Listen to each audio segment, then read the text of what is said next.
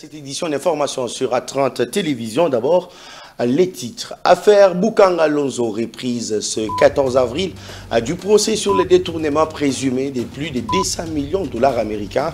L'ancien Premier ministre Augustin Matata Ponyo à nouveau devant la Cour constitutionnelle. Son parti dénonce une manœuvre politique contre son leader. Réaction à suivre dans cette édition d'information.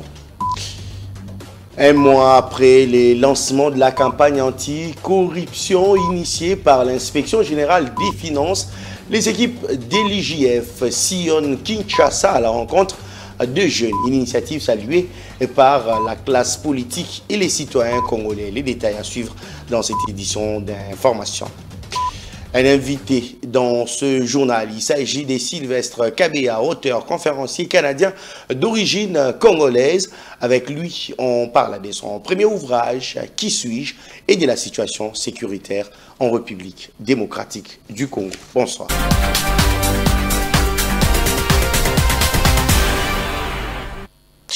Ouvrons ce journal par cette information. Port en eau profonde de Banana sera opérationnel dès 2026. Annonce faite par le PDG des DP World, Sultan Ahmed bin Sulaim, la chef du gouvernement congolais, avec un quai de 700 mètres, une capacité de 450 000 et des technologies des dernières générations. Le port en eau profonde des Bananas renforcera les capacités logistiques et commerciales du pays. Aux Émirats Arabes Unis, dans la capitale Abu Dhabi, où elle a pris part au congrès annuel sur les investissements, la première ministre Judith Suminwa Tuluka a fait quelques kilomètres pour se rendre à Dubaï. Ici, la chef du gouvernement et sa délégation sont venus à la rencontre des responsables des DP World, troisième plus grand opérateur mondial engagé dans le projet de construction du port en eau profonde de Banana. La première ministre a reçu des engagements des DP World pour la réalisation de ces projets combien importants pour la République démocratique du Congo. La société entend livrer l'ouvrage l'année prochaine. C'était important pour moi de pouvoir rencontrer les responsables de premier ordre de DP World pour discuter avec eux de l'évolution des choses et montrer que nous, au niveau de la RDC, aujourd'hui, nous sommes en position de pouvoir pleinement accompagner ce projet. Et ils m'ont promis que si tout va bien, dans l'ordre établi, on pourra avoir les premiers navires dès l'année prochaine, 2026. Et donc, nous allons travailler ensemble pour assurer que cela puisse se faire de manière correcte. C'est le 30 janvier 2022 que le président de la République, Félix-Antoine Tshisekedi Tshilombo, a posé la première pierre de construction de ce port en eau profonde en présence de plusieurs personnalités, dont le PDG des DP World. La société a signé un accord avec le gouvernement congolais en décembre 2021.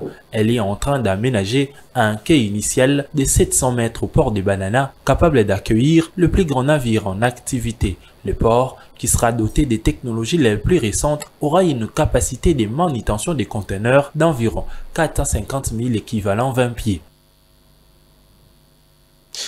Avec l'amélioration de la solde des militaires, la question de l'assainissement du fichier de la paie est cruciale pour rationaliser les dépenses.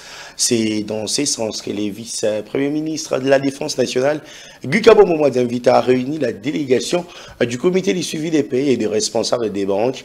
Ensemble, ils ont évoqué les renforcements du processus d'identification des militaires. Images et commentaires.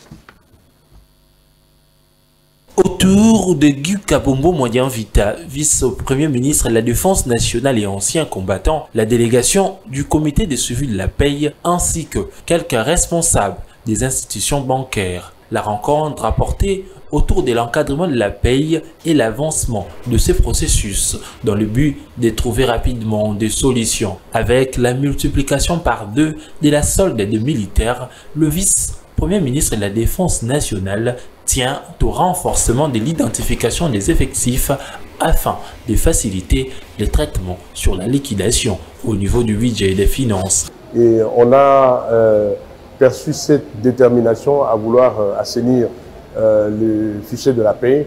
Et nous pensons, nous, au niveau du comité de suivi de la paix, qui constitue l'organe technique du gouvernement, Donc nous allons accompagner son Excellence, Monsieur le Premier ministre, dans cette démarche pour essayer de rationaliser, je dirais, la paye des militaires. Aujourd'hui, le pays est confronté à une situation sécuritaire très difficile et qui nécessite en fait beaucoup de moyens. Et par cette démarche-là qu'il a en fait initiée, nous pensons qu'avec la rationalisation de la paye, ça pourrait dégager des économies éventuelles pour essayer d'appuyer le secteur de la défense. C'est conscient de tous les efforts et sacrifices que fournissent les forces armées de la République démocratique du Congo que le gouvernement, conformément aux instructions du président de la République Félix Tshisekedi, a augmenté la solde de militaires. Dans un autre chapitre à présent, les services nationaux à l'heure de la modernisation de son site des Kanyama-Kassissé, en dehors de la culture du maïs, sa mission principale est l'élevage. Ce service rattaché à la présidence de la République a lancé plusieurs projets, notamment la construction d'une nouvelle aérogare, un hôpital ultramoderne, des écoles et des routes. Images et commentaires. KCC se transforme, KCC se métamorphose, KCC se modernise, KCC se construit. Et le constat est fait dès l'arrivée. Bienvenue à l'aérodrome général d'armée Denis Kaloumé. L'hommage rendu au tout premier commandant du service national dépasse largement la seule façade du dit aérodrome. À l'intérieur des différents salons, en commençant par le présidentiel, vous y trouvez le reflet de l'ambition de donner le meilleur. Donner plus, doter le meilleur, voilà ce que vise le service national en construisant cet hôpital qui se veut ultra moderne dans ce coin de la République démocratique du Congo qui semblait être loin de toute civilisation. Ici, tout est pensé, tout est réfléchi afin de fournir des soins de qualité, comme l'explique ici le lieutenant général et commandant du service national, Jean-Pierre Kassongo Kabouik. Nous allons nous spécialiser dans l'orthopédie. Il y a plusieurs accidents de travail ici. Nous avons des bâtisseurs, les gens se fracturent, les gens se blessent, ainsi de suite. Ce sont les travaux manuels intenses. Mais aussi, nous nous disons, nous voudrions donner la chance à ceux de nos compatriotes qui servent sous le drapeau, qui ont été blessés sur le champ de bataille. C'est vrai, on le voit, par exemple, au Kankokolo, à l'hôpital militaire général, ils sont traités. Mais après, il se pose toujours un problème de réinsertion. Et nous voudrions accompagner cela. Sauf imprévu, c'est en novembre prochain que cette institution hospitalière sera inaugurée. À côté de l'hôpital, le service national avec les bâtisseurs avait déjà construit une école, cette école, qui depuis fait le bonheur des enfants de cette contrée. Des bâtisseurs, mieux, des bâtisseuses qu'on retrouve ici. Elles sont en première ligne dans la construction de Mandala City. Entre guest house, salle de conférence, complexe omnisport, tout est fait pour faire de KCC une destination prisée à l'avenir pour divers types d'activités. L'idée, c'est que Kanyama KCC soit un lieu qui attrait les gens. Les gens qui veulent se lancer dans l'agriculture, dans l'élevage, dans l'encadrement des jeunes, qui veulent s'inspirer ou qui veulent venir pour l'échange d'expériences. En réactivant le service national, le président de la République, Félix-Antoine Tshisekedi Tshilombo, ne pensait pas qu'il venait là de réactiver, voire de réveiller la capacité de l'homme congolais de se transformer et de transformer son environnement. Je l'ai dit dans les titres, le procès du parc agro-industriel des Bukanga-Lonzo reprend ce lundi 14 avril devant la Cour constitutionnelle après plusieurs rapports liés notamment à des irrégularités, des procédures et des raisons de santé des prévenus. La Haute Cour a décidé de la relance des audiences. L'ancien Premier ministre Augustin Matata Ponyo, l'homme d'affaires Christo Grobler et l'ex-gouverneur de la Banque centrale Deogracias Mutombo sont poursuivis pour détournement présumé de plus de 200 millions de dollars américains. À noter que les projets de Bukanga-Lonzo censés garantir l'autosuffisance alimentaire avaient englouti plus de 200 millions de dollars. Du côté du parti politique d'Augustin Matata Ponyo, l'on crie à un procès politique pour Joseph Odeba, président fédéral du LGD. Augustin Matata Ponyo paye pour son refus de participer aux consultations nationales initiées par le président de la République. Il l'a dit au cours d'une interview accordée ce jeudi à Actu 30 Télévision. Aujourd'hui, le dossier Matata Pognon sur l'affaire Bukanga Lonzo est justement l'expression aujourd'hui de notre baisse de justice, est justement l'expression aujourd'hui de cette injustice aujourd'hui qui gagne des terrains davantage pendant que nous sommes aujourd'hui face à la réalité de la crise de gouvernance. Pendant que nous sommes face à des urgences sécuritaires aujourd'hui, le pouvoir quand même choisit de tétaniser et de faire chanter des opposants qui ont refusé de travailler avec eux. Matata Pognon n'a jamais fait la justice. S'il le faut, il sera là. Il a toujours été présent et il répondra présent. Mais rien ne va nous intimider parce que nous savons que nous sommes bien placés et en règle avec les lois du pays. Voilà pourquoi nous vous disons que ce n'est que l'acharnement politique contre celui qui a refusé de travailler avec la famille politique du chef de l'État. Le seul péché que Matata a commis, c'est de refuser de travailler avec la famille politique du chef de l'État. Le seul péché que Matata a commis aujourd'hui, c'est de refuser, évidemment, d'être consulté comme membre du gouvernement de l'Union sacrée qui s'est créée récemment. Donc voilà la réalité un peu. Donc si vous refusez l'offre politique de Tshisekedi, il vous attaque. Et du côté de l'Union pour la démocratie et les progrès sociaux, sa Ligue des jeunes, un meeting, c'est samedi 12 avril sur les enjeux de l'heure. Cette manifestation est précédée d'une retraite des réflexions afin de repenser les lignes à suivre. La Ligue des jeunes, UDPS, attend communiquer sur les questions de la formation du gouvernement d'union nationale, mais aussi également de l'occupation de la ville, des villes du pays par la FCM 23. Je vous propose de suivre Alphonse Amissi Makutano, président de la Ligue des jeunes de l'UDPS. La jeunesse de l'UDPS ne pouvait pas se lancer dans des émotions. C'est pourquoi, non seulement le meeting, la jeunesse de l'UDPS va se retirer pour réfléchir. Et après ces réflexions, toutes les résolutions qui vont ressortir de ces assises seront rendues publiques. Au niveau de terrain Bondo à Ngiringiri, et la première sera réservée à qui de droit, c'est le commandant suprême, le président de la République, chef de l'État, pour qu'il en prenne aussi conscience et connaissance, pour que les réflexions qui seront pondues par les jeunes puissent avoir aussi une place dans la composition du gouvernement de l'Union nationale et surtout dans la gestion de la ressource publique après la sortie du gouvernement. Dans un autre chapitre, l'Observatoire de la dépense publique monte au créneau. Dans un communiqué publié mercredi, l'ODEP demande l'ouverture immédiate des poursuites judiciaires contre Gentini Ngobilambaka. L'ancien gouverneur de la ville de Kinshasa est accusé de détournement des fonds publics dans le cadre du projet de reconstruction du marché central. S'appuyant sur un rapport de la Cour des comptes, l'ODEP dénonce un contrat jugé légalement entre la ville de Mbouj et la ville de Kinshasa et la société Sogema. Cette structure appelle également à une enquête sur des paiements irréguliers de plus de 215 millions de dollars américains reçus par Godin Poy, alors président de l'Assemblée provinciale de Kinshasa. Jour pour jour, déjà un mois s'était écoulé depuis le lancement de la campagne de sensibilisation de la jeunesse à la lutte contre la corruption, campagne initiée par l'Inspection générale des finances. Sur terrain, l'IGF s'est rendu dans plusieurs lieux pour rencontrer les jeunes et la classe politique comme des Congolais approchés dont la capitale encourage l'approche de la lutte contre la corruption.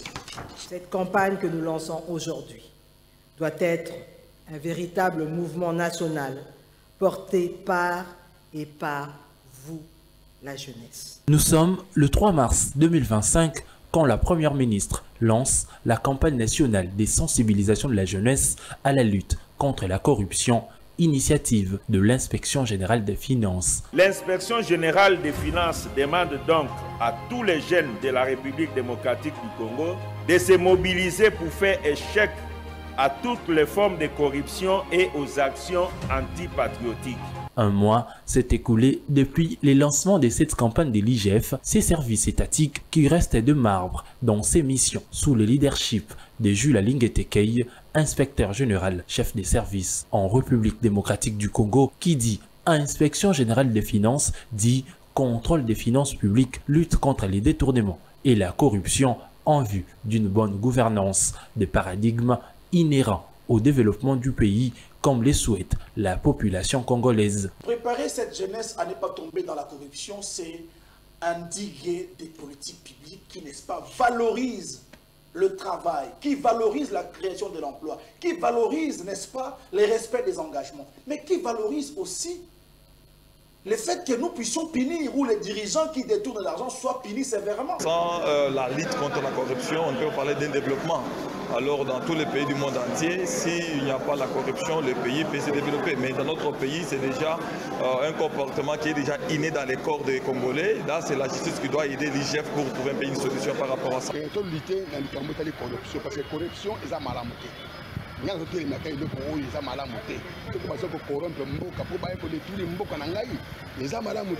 Depuis les débuts de la campagne, l'inspection générale des finances, avec à sa tête son numéro 1, très déterminé dans cette joute contre la corruption, ne cesse d'approcher les jeunes dans les écoles comme universités, non pas seulement à Kinshasa, mais également dans d'autres provinces de la RDC.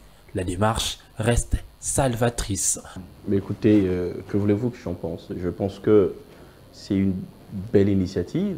J'ai compris que cette campagne s'inscrit dans un ordre de sensibilisation.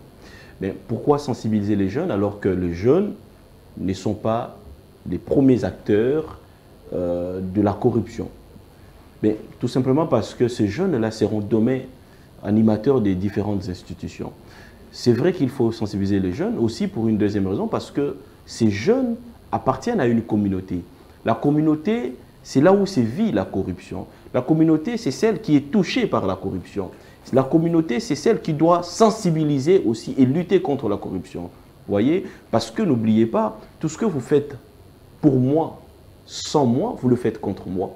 Bras séculier dans le combat contre la corruption, l'IGF ne peut à elle seule endiguer ces fléaux, estime plus d'un Congolais. Chaque secteur doit jouer sa partition, c'est le cas de la justice et des gouvernants. Je pense que le dynamisme de l'IGF, qui est bien sûr le résultat d'une volonté particulière du président de la République, d'assainir la gestion des finances publiques, est une excellente chose. Du point de vue d'une politique préventive et d'une politique d'amélioration qualitative de l'utilisation des ressources de l'État. Il faut aller plus loin.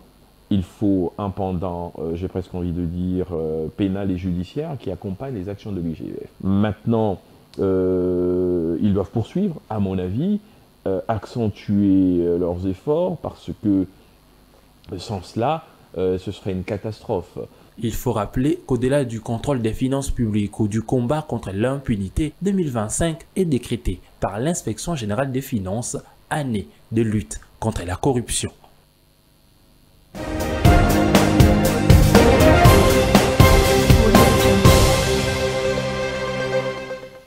Je l'ai dit en début de cette édition d'information, nous recevons sur ce plateau Sylvestre Kabea, auteur, compositeur, auteur et conférencier. Il écrit des ouvrages. Avec lui, on va parler de son tout premier ouvrage qui est intitulé « La question essentielle, qui suis-je ?» Mais également, on va parler de la situation sécuritaire à l'est de la République démocratique du Congo. Sylvestre Kabea, bonsoir. Bonsoir. Alors, la première fois d'être dans cette édition d'information, qui suis-je? Pourquoi cette question?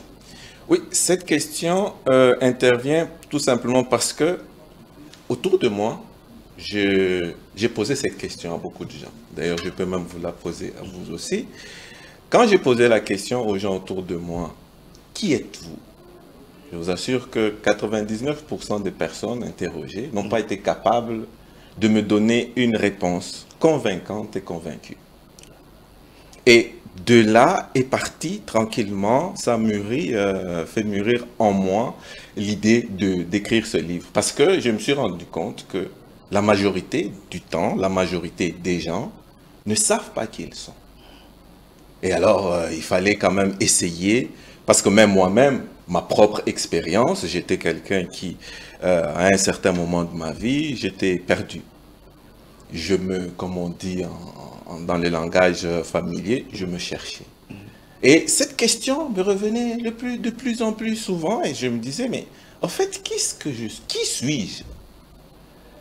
Et de fil en aiguille, et d'ailleurs, même les réponses me venaient pendant l'écriture. Voilà, c'est la question que je voulais d'ailleurs poser. Est-ce que après avoir fait des études, vous avez découvert qui êtes-vous également? Bon, c'est pas une question d'études en tant que telle, mais c'est une question d'abord de connaissance. Mais une connaissance, d'abord, je veux vous dire une chose, c'est que la connaissance est la chose la plus importante que nous devons rechercher. Pourquoi? Parce que quand on ne connaît pas, c'est-à-dire quand on est dans l'ignorance, ce qui arrive, c'est que on n'est pas capable. Je peux vous donner juste un simple exemple. Si j'ai soif et qu'il y a une bouteille d'eau juste à côté de moi ici, si je ne sais pas qu'il y a une bouteille d'eau à côté de moi, qu'est-ce que je fais? Peut-être que j'irai chercher de l'eau ailleurs. Justement. Et si je ne la trouve pas, peut-être que pour moi, ça sera mes derniers jours parce que je risque de mourir de soif. Mais si je sais que j'ai une bouteille d'eau juste à côté de moi, le simple geste que j'aurai à faire, c'est de me servir, de prendre cette bouteille d'eau et d'étancher ma soif. Alors, vous dites par exemple, la véritable richesse d'un pays se trouve dans l'âme de ses habitants. Qu'est-ce que ça veut dire? Ça veut dire que, d'ailleurs on l'entend souvent, moi, même du Canada, j'entends beaucoup de gens dire, on parle du Congo, pays, l'un des pays les plus riches de la planète. Je dis, quand je regarde par exemple des pays comme la Suisse, comme le Japon, qui n'ont aucune ressource dans leur sous-sol, mais regardez la Suisse. Regardez le Japon. Alors tu te poses des questions. Tu te dis, mais la richesse, est-ce que c'est seulement ce qui est dans notre sous-sol ou dans notre sol? Ou ce sont les individus qui, eux, sont capables d'aller au-dedans d'eux-mêmes pour trouver l'inspiration nécessaire, chercher, je ne sais pas, observer et créer la richesse? On a beau avoir des tonnes et des tonnes de lingots d'or ou de diamants sous nos pieds, mais si on n'est pas capable de trouver les moyens pour exploiter cela, on restera pauvre. C'est un problème de conscience. Vous l'avez bien dit. La conscience. Qu'est-ce que... Et tout ça aussi, c'est parce que quelque part, je pense que nous n'avons pas encore pris conscience réellement de qui nous sommes. Vous voyez, donc, tout se tient. C'est de là que aussi l'idée du livre, c'est d'aider les gens à savoir qu'ils possèdent en eux tout ce dont ils ont besoin. On n'a pas besoin d'avoir un sol ou un sous-sol riche. On a vu des pays cultivés dans le désert. Nous avons de la pluie en abondance. Nous n'avons plus quoi en faire. Nous avons un sol riche. D'où vous pensez que ces sujets peut-il être applicable à nos jours? Oui, mais bien sûr. Donc ça signifie que nous devons être capables de prendre conscience de qui nous sommes. C'est-à-dire, indépendamment de tout ce que nous possédons, que ce soit dans notre sol, dans notre sous-sol, indépendamment de tout ce que nous possédons, nous devons savoir que c'est à l'intérieur de nous-mêmes. Être capable d'aller puiser. Et à l'intérieur de nous-mêmes, je vous le dis, c'est une richesse illimitée. Est-ce que vous pensez que c'est aujourd'hui possible, avec ce message de la prise de conscience, arriver à changer la vision que le Congolais a autour de ses ressources? Oui. Parce que, vous voyez, et c'est ça que je déplore très souvent, c'est qu'on se focalise trop sur l'extérieur, c'est-à-dire sur ce qu'on possède, ce soit dans notre sol, dans notre sous-sol. On ne priorise pas le développement de l'être que nous sommes. On ne priorise pas le développement de la personne que nous sommes. Regardez dans des pays comme le Japon et la Chine, vous verrez que l'éducation, l'enseignement commence dès le très bas âge chez les enfants. Au Canada, tu vois, même des enfants qui sont encore à la maternelle, on leur lit des contes, on les initie à la lecture. Vous comprenez? Mais chez nous, non, c'est pas ça qui se fait encore. Donc, il y a de l'investissement à faire dans l'humain. Nous sommes trop focalisés sur le minerai, sur... Alors, parlons de l'ouvrage. Oui. Il va apparaître quel jour ou c'est déjà... Non, il est paru déjà depuis l'année passée, au mois d'octobre, au Canada. Voilà, ça c'est le tour maintenant de Kinshasa. Oui, maintenant j'ai décidé de venir aussi le faire connaître à Kinshasa, mon pays d'origine. Alors, ça sera quand et où? La conférence, la toute première conférence à Kinshasa, ce sera le samedi 12 avril à 14 h au Centre des handicapés sur Willery, en face de l'INRB. Alors, parce qu'il y a une situation particulière qui traverse la République démocratique du Congo, comment on peut faire un raccordement entre qui suis-je? Parce que vous êtes en train de parler de cette conscience collective, soit-il, ou conscience, ça dépend d'une personne à l'autre. Mais comment faire ces raccordements entre ce livre et la situation particulière qui traverse la République démocratique du Congo avec l'agression rwandaise? Ouais. C'est une très bonne question que vous me posez là. Vous me donnez d'ailleurs l'occasion d'en parler parce que, vous voyez, quand on n'est pas très conscient, on pense que c'est toujours la faute des autres. On pense que le danger vient toujours de l'extérieur. Mais nous oublions que le premier ennemi de l'homme, c'est l'homme lui-même. Donc, moi, je dirais, en d'autres termes, que le premier ennemi du Congolais, c'est le Congolais lui-même. Pourquoi je dis ça? C'est trop facile, oui, on va accuser tel ou tel pays de nous agresser. Oui, c'est vrai, l'agression est là. Mais est-ce qu'on a pris le temps de se poser la question de notre responsabilité? Pensez-vous que une telle agression, un pays voisin agresserait, je ne sais pas, la France ou, on a vu en Israël, le jour où le Hamas je crois que c'était il y a combien d'années? Il y a fait quelques années déjà. Israël a riposté. C'est parce que Israël sait que non, moi, on ne m'attaque pas sur mon territoire. Mais nous, qu'est-ce que nous faisons? Et d'ailleurs, en plus de ça, qu'est-ce qui s'est passé? C'est que qui sont encore derrière? C'est parce que quelque part, il y a aussi des Congolais qui bénéficient de cette situation. Donc l'agression n'est pas totalement extérieure. Mais sûr que oui, elle est à condamner, mais nous devons aussi nous retourner la question et nous poser la question de notre responsabilité. Que faire sur ce point? Oui, sur ce point, c'est d'avoir le courage de reconnaître ses responsabilités, de l'admettre et de savoir que non, si nous voulons effectivement d'ailleurs trouver une solution durable, nous devons nous remettre d'abord nous-mêmes en question. Parce que si nous avons une bonne conscience de nous-mêmes, si nous avons une bonne estime de nous-mêmes, une confiance en nous-mêmes, nous n'allons pas pleurnicher auprès de la communauté internationale pour arrêter cette guerre. Alors, vous avez cet œil-là d'analyste. Quelle est l'attitude qu'un Congolais peut prendre face à cette situation? La responsabilité.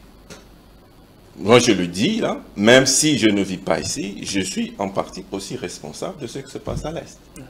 Pourquoi? Parce que tout simplement, nous regardons la situation et nous attendons. Non. Chacun de nous a la responsabilité de faire quelque chose. Parce que si nous ne faisons rien, ça signifie quoi? Nous sommes complices. Justement. Alors, nous devons prendre la responsabilité de poser des actions concrètes. Il y a beaucoup de choses qui peuvent faire. Je ne veux pas rentrer dans les détails de tout ça. Justement. Mais est-ce que vous pensez que les initiatives prises par le président de la République, notamment les consultations politiques qu'il y a eu récemment, pour que les Congolais se mettent ensemble et décident d'un gouvernement d'union nationale pour faire face à cette situation, est-ce que vous pensez que c'est un pas vers la solution? Écoutez, pour moi, c'est bien. C'est déjà un bon pas de faire quelque chose. Bon, maintenant, ça va dépendre de l'issue. Mais pour moi, je pense que oui, il faudrait que tout le monde s'implique. Ouais. Ce n'est pas seulement une question du gouvernement, ce n'est pas seulement une question de l'armée, c'est une question de tout Congolais qui se sent... Mais parce que vous aimez écrire, parce que vous êtes dans l'écrit, est-ce que cette situation particulière qui vit la RDC vous donne une inspiration? Oh, beaucoup. Peut-être qu'on va retrouver un autre prochainement. C'est ça, ça m'inspire beaucoup parce que je me dis, c'est pas vraiment ça le potentiel qui est le nôtre. Il y a beaucoup de choses que nous pouvons, suite à cette situation, qui devrait, d'ailleurs, on le voit avec ce qui se passe aux États-Unis, le fait que Donald Trump agit comme il agit. Bon, certains pays, d'ailleurs au Canada, ils ont commencé à se remettre en question, à se dire, bon, on a trop fait confiance aux États-Unis, on a trop été dépendant d'eux, on va changer notre stratégie. Vous voyez, des gens qui prennent conscience d'une situation et ils se disent, non, on va changer la façon de faire. C'est ça que nous aussi, Congolais, devons faire. Changer notre façon de fonctionner. Alors, même si vous ne vivez pas ici, vous trouvez quand même de l'intérêt à venir avec ces livres au Congo, mais l'on dit qu'il y a si vous voulez cacher une vérité à un noir, il faut la cacher dans un livre. Et pourquoi vous trouvez l'opportunité? Vous vous dites que je vais quand même aller avec les... Vous pensez qu'il y a des personnes de pourcentage minime qui lisent quand même, ou vous pensez qu'il faut écrire parce qu'on est écrivain? Bon, d'abord, pour moi, écrire, c'est une passion. J'écris parce que ça me passionne. Et non seulement ça me passionne, mais surtout le sujet, encore plus, il me passionne. Et écrire aussi, pour moi, c'est quoi? Ça me permet de m'exprimer, d'extérioriser tout ce qui émane en moi. Donc, l'écriture, ce n'est pas d'abord pour les autres, c'est d'abord pour moi. Donc, en d'autres termes, je dirais que même l'écriture, pour moi, ça a été comme une thérapie. Ok. Bon, mais maintenant, face aux autres, c'est-à-dire les personnes les lecteurs, oui, c'est vrai, on sait que, nous le savons, en Afrique, les gens ne lisent pas beaucoup. Mais est-ce une raison de baisser les bras? Est-ce une raison de ne plus écrire? Non. Maintenant, c'est à nous de trouver des façons d'éduquer, parce que peut-être avec les adultes, ça pourrait être un peu difficile, mais c'est à nous de trouver maintenant des façons d'éduquer nos enfants, de les initier, voilà, de les initier à la lecture. Alors, on va terminer avec votre message à la population quinoise qui nous regarde. Bon, mon message est simple. Moi, je me suis donné la mission d'aider les gens à reprendre confiance en eux. Je me suis confié cette mission parce que je me suis dit que quand on n'a pas confiance en soi, quand on ne se connaît pas, on ne peut pas parvenir à exprimer ou à exploiter le potentiel qui est en nous. Et comme je vous l'ai dit tantôt, le potentiel en nous, il est illimité. Mais le problème, c'est que nous l'ignorons. Voilà, merci. Merci beaucoup, monsieur Sylvestre Kabea. Merci d'être passé sur ce plateau. Merci. Ça est fini pour cette édition d'information, madame, monsieur. On va vous retrouver très prochainement. L'actualité reste en continu sur le www.actu30.cd. Au revoir.